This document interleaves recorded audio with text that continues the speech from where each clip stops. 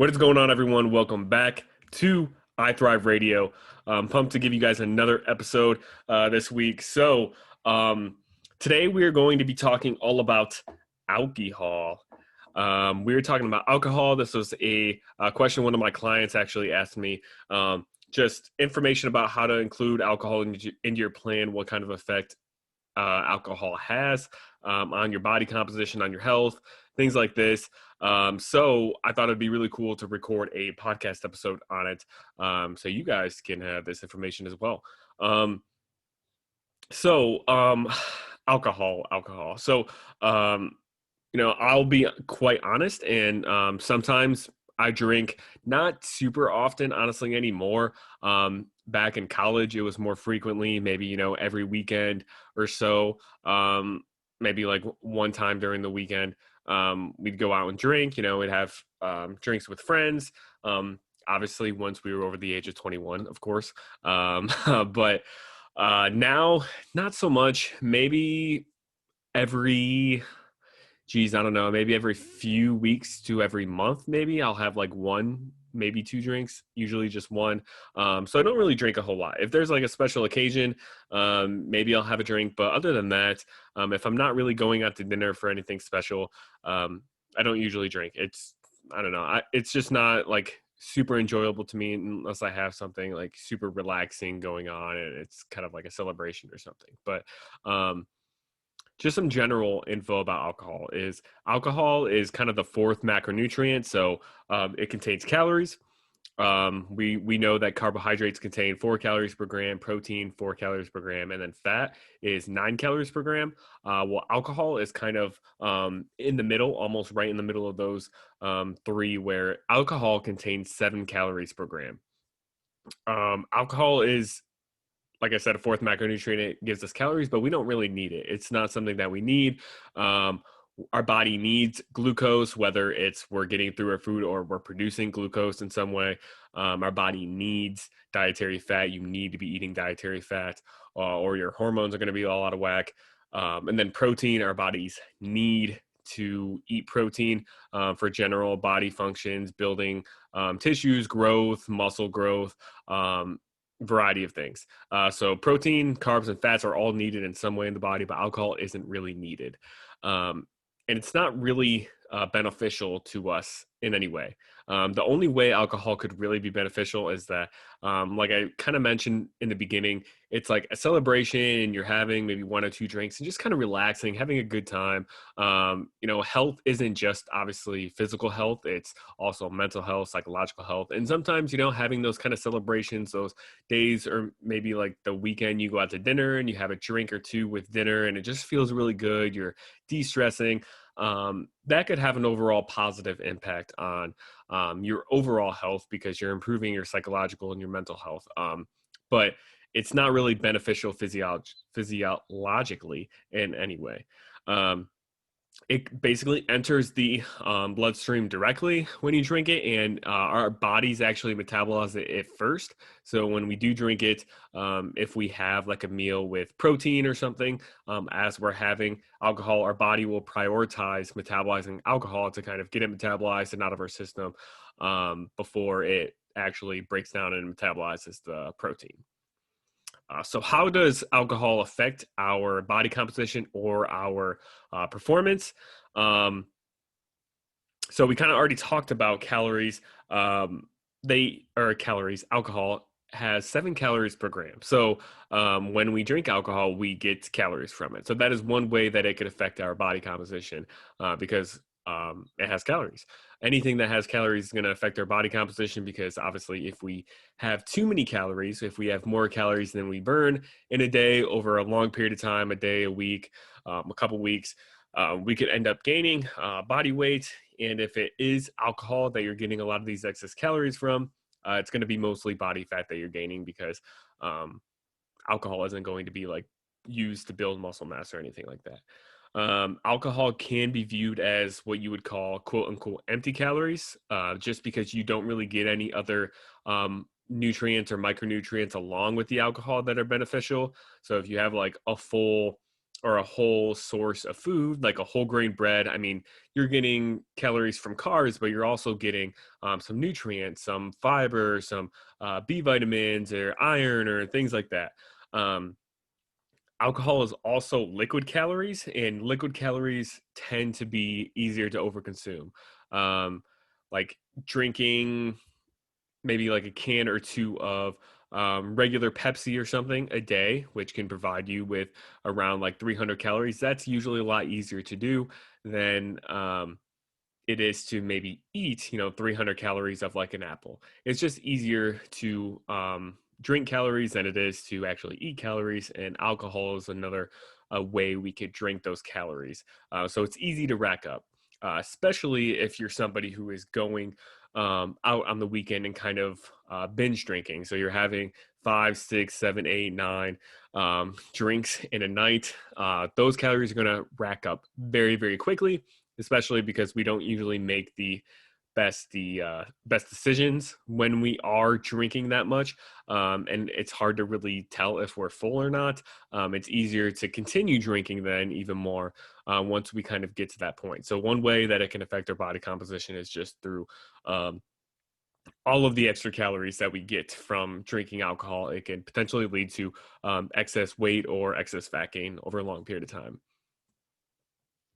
Another way that it can affect our body composition or performance is through decreased muscle protein synthesis. So, muscle protein synthesis, if you aren't familiar with that, it's basically um, a process to where our body builds muscle. So we have muscle protein synthesis and muscle protein breakdown. And these periods kind of go back and forth throughout the day. As we eat protein, we have more synthesis. As we go a long period of time without eating protein, we have more breakdown, etc. And having a high alcohol intake decreases our synthesis. So it decreases our production of muscle mass, basically muscle tissue. And even if protein is consumed with alcohol. So if you have like a whey protein shake and alcohol at the same time, um, there have been studies that have shown that if you do that, you are going to have less muscle growth than if you were to just have the protein shake alone, because the alcohol kind of blunts the muscle protein synthesis response that we get, which then could ultimately lead to reduced recovery, and then because of the reduced recovery, your performance isn't that great going into your next gym session. So you aren't able to get as many reps. And then you aren't getting as good of a stimulus. And then that repeats over and over if you're drinking pretty frequently. And then over time, it can lead to reduced muscle growth. So as well as increased calories, that could lead to more fat gain. We could also have less muscle growth, which could lead to just a lower or a higher body fat percentage because of reduced muscle mass too. Another way that it could affect our performance or our body composition is through our sleep quality.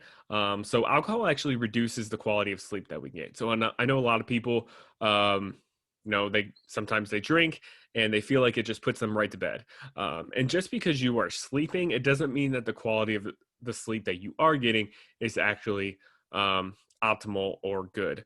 Alcohol has been shown to reduce the quality of sleep. We have less recovery during that sleep. And sleep is super important for body composition. There have been multiple studies showing that when you get less sleep or reduced quality of sleep, you're more likely to store body fat. You're less likely to build muscle mass, you're less likely to have a lean physique. Your hunger is also increased if you have reduced quality of sleep, and your hunger specifically for higher calorie foods is increased when we have reduced quality of sleep. So sleep is super important for body composition, and alcohol kind of decreases our sleep quality.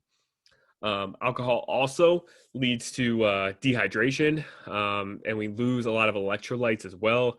And being dehydrated affects our performance tremendously when we're in the gym, especially electrolytes like potassium and sodium that are really important for muscle contraction too. Alcohol also leads to increased fatigue, especially from the reduced quality of sleep. And if we have feelings of fatigue going into our next training session, we aren't going to perform as well.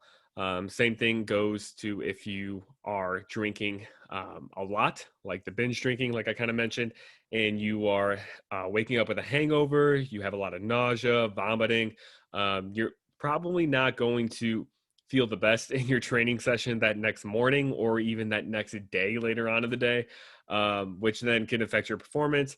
And when performance decreases, the stimulation of muscle growth decreases as well. And if you're feeling so nauseous and vomiting throughout the day, you're probably not even going to go to the gym at all. So that is one session that you're kind of missing out on too from that binge drinking episode. Alcohol also can have an effect on our hormones too. So it can actually increase cortisol, which cortisol actually increases muscle breakdown. So we talked about muscle protein synthesis and muscle protein breakdown. Um, and cortisol can actually increase muscle protein breakdown if it's elevated for too long of a period of time. And alcohol can cause an increased cortisol level. It can cause an increase in your cortisol to testosterone ratio, which then can over time lead to reduced muscle gain, reduced muscle retention, and reduced muscle recovery. And then alcohol intake excessive can also lead to some nutrient deficiencies. It can reduce the absorption of B12, thiamine, and folate. Liver cells also activate less vitamin D when you have excessive alcohol intake. And vitamin 6 can also be destroyed as alcohol is being metabolized. So all of this information is good, but back to kind of the original question, how do I include alcohol in my plan, or should I drink alcohol with my plan?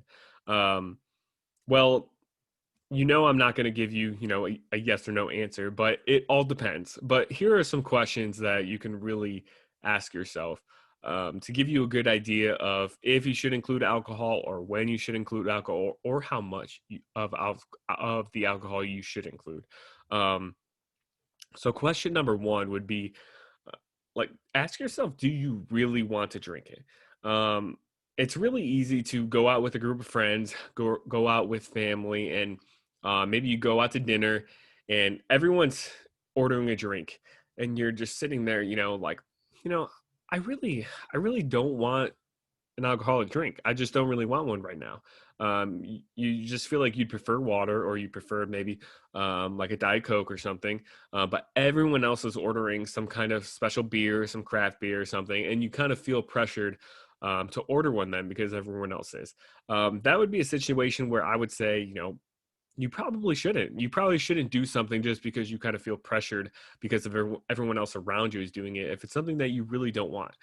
So really ask yourself if you really want the drink.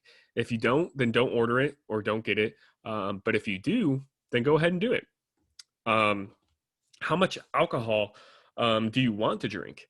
So that's another question to ask. If you go out with a group of friends, you're having a good time, maybe you haven't seen them in a while, you go out to a bar, do you want to have just one or two drinks, or do you want to have a super long night, one of those nights where you're drinking 5, 6, 7 drinks a night, and forget half the night, or get a little crazy, whatever it is. Ask yourself, how far do I want to take it? And do I really want to take it this far? Like I said, don't just fall into peer pressure. Do what you actually really want, and then be okay with that decision. And then question number 3 kind of goes into question number 2 a little bit. So question number 3 is, am I going to fit this in my plan? So my recommendation would be, if you are going to have just 1 or 2 drinks, you could definitely fit that in your plan. No problem. You can account for those calories, fit it into your plan, and be right on track with kind of your calorie goal for the day. Maybe just decrease carbs and fats a little bit earlier in the day, and you're golden. But if you're going to go out and you're going to have 5, 6, 7, 8 drinks in one night, it's probably not a good idea to try to fit that into your plan. Because if you do, let's say if your standard drink is going to be like a standard beer, I would say is around like 150 calories. I would estimate if you're going to have, let's go with 6 of those, That is 900, quick math, 900 calories that you're having from just alcohol. So if you're going to have to try to fit that in your plan, and let's say your plan allows you, or a plan, your goal is 2,500 calories for the day, that's only 1,600 calories you have the rest of the day for just real food. Um, and then this gets even worse when, maybe you're a smaller female and maybe your calorie goal is maybe like 1,900. That gives you 1,000 calories the rest of the day for just food. And I would not recommend that for anyone at all. You're going to end up probably lacking micronutrients throughout the day. Your protein intake is probably going to be low. Your carbs are going to be low. Your fats are going to be low. So in that case, if you're going to have 5, 6, 7 drinks, and it's going to be more than like one or two, then I would recommend just don't try to fit it into your plan. Eat your normal food intake, hit your 2,000 to 2,500 calories in food first, and then just go and have the 5, 6, 7 drinks. Make that decision, deal with the consequences in one night. The consequences aren't going to be super drastic. You aren't going to ruin all of your progress in one night, but just make that decision and be okay with that result, and it'll be perfectly fine. So the next question you need to ask yourself is, are you okay with the results being pushed back? Now, I would say for most people, it's perfectly fine to push your results back a little bit if you want to have a night out drinking like that. So if you're having one of those nights where you're having 5, 6, 7 drinks and you are going over your calories, you're drinking more than one or two drinks, you're drinking, some drinks that would probably negatively impact your body composition a little bit, at least in the short term, you're probably fine pushing your results back, because realistically, if it's just one day that you're doing that, it's only really going to push back your results probably one day, maybe 2 days at the most. If you end up having 5 or 6 drinks and then you guys go to Taco Bell and you get 10, uh, 10 small tacos or something, we've all had some of those nights. But, you know, that's only going to push back your results a couple of days at the most. So ask yourself if you're okay with that. If you're like in a contest prep and you're prepping for a bodybuilding show, or even if you're prepping for a powerlifting competition, and you're getting really close, you probably don't want to risk having your results pushed back like a day or two, because staying with the exact plan is really important when you have a specific date that you're competing. But if you're just generally trying to lose weight, trying to see some fat loss, you're probably okay with pushing your results back a day or two. You just have to ask yourself if you're okay with it. Another question to ask is, do you have a really important training session the next day that means a lot? So this is probably more relevant to, like I said, powerlifters. If they have a powerlifting competition coming up and they have like their strongest or their heaviest squat, bench, and deadlift day on Saturday, and it's Friday night, and they're 3 weeks out, so they have to hit some pretty big numbers on this day. It's probably not the best idea to go out and drink 5 or 6 drinks the night before. It might not even be a good idea to drink 1 or 2 drinks the night before, if it could potentially lead to you being a little bit dehydrated, even just having those 1 or 2 drinks, if you aren't really on top of your water intake after that. So if you have a super important training session, it's probably not the best idea to have a lot of alcoholic drinks. But if you have a rest day, or if you or have like a light arm day that's not going to affect your performance as much, it's okay. Is it going to affect your performance at all? Probably a little bit, but the lower importance of that training day, the less it's probably going to affect it. And you can effectively fit it in if you don't have, like I said, like a competition super soon. So then another question you have to ask yourself is how often this is occurring. If it's something that's occurring every single weekend, it's going to affect your progress more than if it's something that occurs once every month. Or if it's something that occurs, on Friday, Saturday, on both Friday and Saturday, that's going to affect your progress more than if it's something that you just do on Friday. So the more often you do it, the more likely, or the more often you can expect it to hinder your performance or hinder your progress at all. So ask yourself, am I doing this too often to hit the goal that I want? Because if it's every single weekend, a couple of times a weekend, then you might be really pushing your progress back. And you might need to kind of reassess like what really is your goal or what really is important to you. And if it turns out that those, those nights on the weekend where you're drinking 5 drinks per night, if that's more important to you than maybe losing these 5 pounds that you're trying to lose, then I mean, that's cool with me. If that's cool with you, you have to make the decision that ultimately falls in line with what your true goals are, not just what you think your goals are. So overall, the bottom line is alcohol can have some negative effects on your performance and body composition, but the degree of the negative effects all comes down to how many drinks you're having and how often you're having that number of drinks. If you're close to a competition, it's probably best to stay away from it pretty much completely. If you're not and just going for general fat loss, feel free to add in a drink here and there. Just know that the more often you have it, the bigger impact it's going to have on your results. And overall, as long as your expectations of your results meet or match up with the actions that you take, then any choice is okay. If you have super low expectations for your results and you're okay with that and you're drinking multiple times a week, then that's perfectly fine. We all have our own priorities. We all have our own goals. We all have our own desires and wishes and the ways we want to live our lives. Just make sure that whatever choice you make is the choice that you ultimately are okay with the results of. So hopefully this podcast episode was helpful. Let me know if you liked it, share with a friend. And if you're interested in one-on-one coaching, send me a DM, reach out to me on social media, fill out the application if it's linked below, and I would love to help you out, and I will talk to you later.